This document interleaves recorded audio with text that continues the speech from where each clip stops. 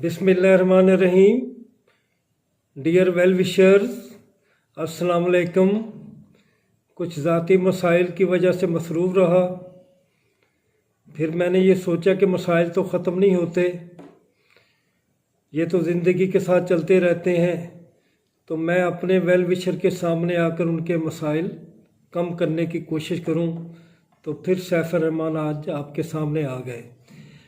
Dear well wisher, बहुत सारी ख़बरें, बहुत अच्छी ख़बरें अल्हम्दुलिल्लाह। जो हमने सोचा, जो प्लान किया और जिसके लिए कोशिश की, वो तमाम ख़बरें जो हैं इंशाल्लाह एक हकीकत बनकर हमारे सामने आ रही हैं। एज रिलैक्सेशन मिल गई तो आप सबको मुबारकबाद हो। जो ओवर एज हो चुके थे वो तमाम इंशाल्लाह अब इम्तिहान देने के काबिल होंगे, तो ये बहुत अच्छी खबर है। तो नायब तहसीलदार के लिए भी अच्छी खबर आ रही है इंशाल्लाह।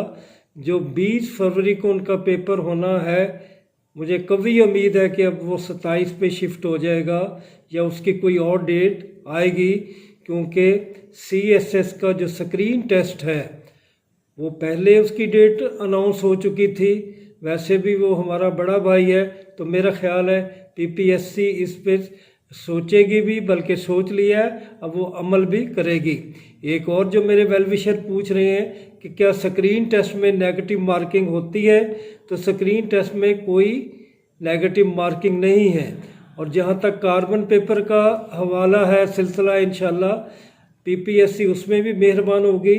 और जो 1 पेपर है उस पे इंशाल्लाह या तो की प्रोवाइड करेंगे या कार्बन की इजाज़त देंगे, क्योंकि CSS में भी 1 पेपर एग्ज़ाम में ऐसा ही हो रहा है।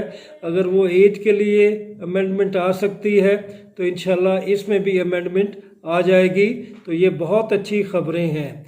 एक और अच्छी, जो कांस्टेबल साहबान 7-8 महीने से फारग बैठे थे, उनका सिलसिला भी इंशाल्लाह अब फरवरी के एंड में या मार्च में शुरू हो रहा है, तो वो भी अपने इम्तिहान की तैयारी करें।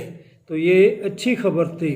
अब एक और जो FIA का रिज़ल्ट है, उसकी लेट होने की वजह यही है कि क्योंकि पेपर बहुत ज़्यादा थे और फिर ये अभी तक इनका फ़ाइनल नहीं हो सका।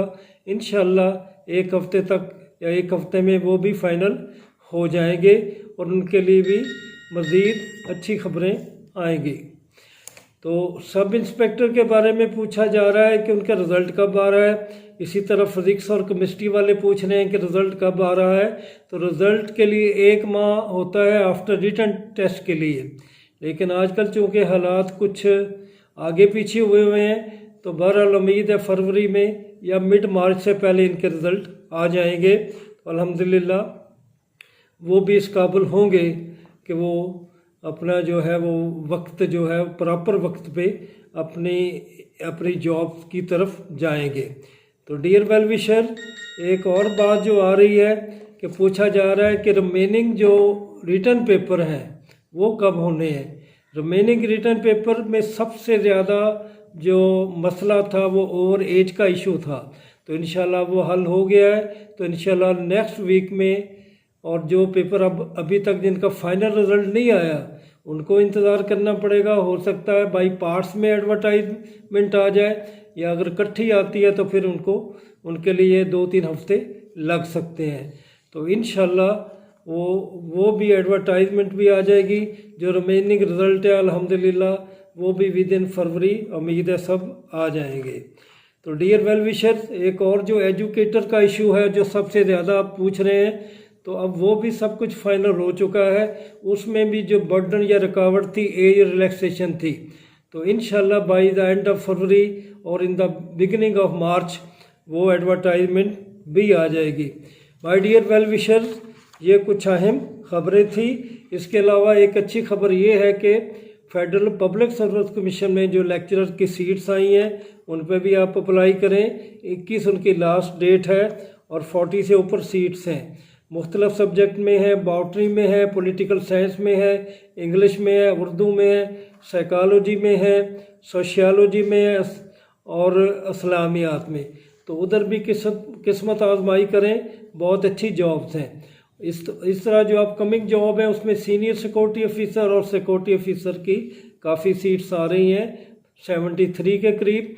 तो उसमें जो बेसिक एजुकेशन है वो BA होगी, तो आप उस पर भी अप्लाई करें। उसमें चूँकि सिक्योरिटी आजकल कंप्यूटर के साथ रिलेटेड है, तो उसमें कंप्यूटर रिलेटेड एजुकेशन है वो भी पूछी जाएगी। तो ये अच्छी खबरें हैं और सारी ही अच्छी खबरें हैं। आज का दिन हमारे लिए बहुत अच्छा है। PMS की ये खबर है कि PMS इंशाल्लाह फरवरी में ये एडवर्टाइजमेंट आएगी, क्योंकि इनका स्क्रीन टेस्ट भी होना है, तो इनका जो रिटन टेस्ट आखिरी है वो मई में जा सकता है। उनका काम कुछ लंबा हो जाएगा। तो डियर वेल विशर, आखिर में यही कहना है कि तकब्बर जो है वो शिर्क के करीब है। मैं घर में कभी कभी कुकिंग भी कर लेता हूँ, क्योंकि मैं एक दफ़ा खाना जब बना रहा था, तो जब नमक डालने का मसला आया तो मैं रुक गया। मैंने कहा नमक अगर ज़्यादा डाल दिया तो सारा जो है ये खाना गारत हो जाएगा। तो इसी तरह तकब्बर भी ऐसी चीज़ है।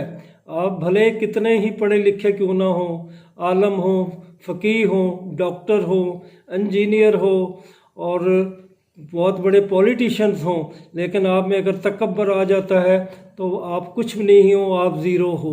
तो अल्लाह ताला आपको तकब्बर से बचाए और सिरात मुस्तकीम पे चलाए। अल्लाह ताला आपका हामी व नासर हो। इंशाल्लाह फिर जल्द ही मुलाकात होगी। खुदा हाफिज़।